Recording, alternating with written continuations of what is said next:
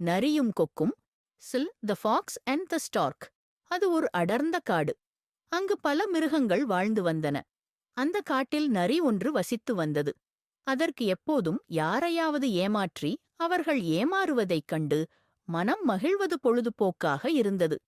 அதே காட்டில் அறிவுமிக்க கொக்கு ஒன்றும் இருந்தது. அந்த கொக்கு அனைத்து மிருகங்களிடமும் நன்மதிப்பை பெற்று இருந்தது.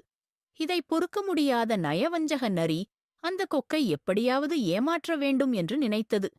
ஒரு நாள் கொக்கு நரியின் குகை இருக்கும் வழியில் வந்து கொண்டிருந்தது. நரி அந்த கொக்கை பார்த்து, நண்பனே, உன்னுடைய அறிவைப் பற்றி கேள்விப்பட்டு இருக்கிறேன். நான் நாளை உனக்கு ஒரு விருந்து வைக்க விரும்புகிறேன். உன்னால் வர முடியுமா என்று கேட்டது. கொக்கும் சரி, வருகிறேன் என்று கூறிவிட்டுச் சென்றது. அடுத்த நாள் நரி சுவைமிக்க சூப் ஒன்றை செய்தது. அன்று மாலை கொக்கு நரியின் இடத்திற்கு சென்றது. நரியோ திட்டமிட்டபடி சூப்பை அகன்ற இரு தட்டில் ஊற்றியது. ஒன்றை கொக்கிடம் கொடுத்தது. கொக்கினால் வாயகன்ற தட்டில் உள்ள சூப்பை குடிக்க முடியவில்லை.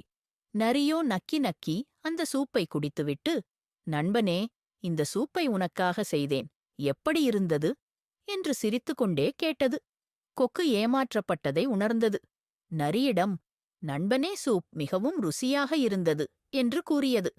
கொக்கு நரியிடம், இரவு நேரமாகப் போகிறது, நான் செல்ல வேண்டும் என்று கூறியது. செல்லும் முன், இன்று நீ எனக்கு விருந்து வைத்தாய். பதிலுக்கு நான் நாளை உனக்கு விருந்து வைக்கலாம் என்று நினைக்கிறேன்.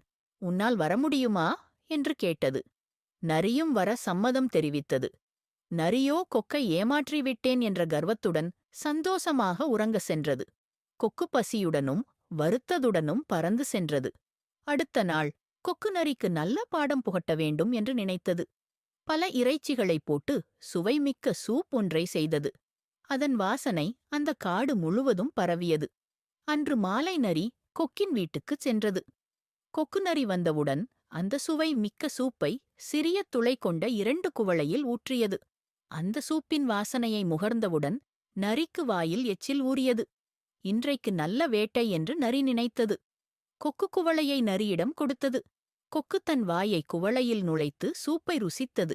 நரியினால் துளை சிறியதாயிருப்பதனால் குடிக்க முடியவில்லை. குவளையின் ஓரங்களில் சிதறியிருந்த சிறு துளிகளை மட்டுமே நக்கி சாப்பிட முடிந்தது. கொக்கு நரியைப் பார்த்து, சூப் எப்படி இருந்தது என்று கேட்டது. நரியும், மிகவும் அருமை, இதுபோன்ற ஒரு சூப்பை நான் குடித்ததே இல்லை என்று பொய் சொல்லியது. அப்போதுதான் நரி ஏமாற்றப்பட்டதை உணர்ந்தது. நரி, கொக்கிடம் விருந்துக்கு நன்றி என்று கூறிவிட்டு வருத்ததுடன் சென்றது. அப்போதுதான் நரி, நாம் மற்றவர்களை ஏமாற்றும்போது அவர்கள் எவ்வாறு